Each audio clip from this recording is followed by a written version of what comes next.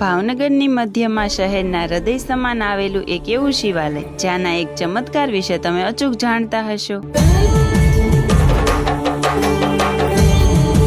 હા મિત્રો, હું વાત કરી રહી છું મોતીબાગ રોડ પર આવેલ આશરે 300 વર્ષ જૂના નાગેશ્વર મહાદેવના મંદિર વિશે। આ ફક્ત એક શિવ મંદિર નથી, પરંતુ અનેક શ્રદ્ધાળુઓની આસ્થાનું કેન્દ્ર છે। અહીં એક જ જગ્યાએ આપને નાગેશ્વર મહાદેવના દર્શનની સાથે સાથે રામજી મંદિર, મહાલક્ષ્મી માતાજી અને કષ્ટભંજન દેવના પણ દર્શન કરવાનો લાહવો મળે છે। આ મંદિરનો ઇતિહાસ ઘણો પ્રાચીન અને રોચક છે।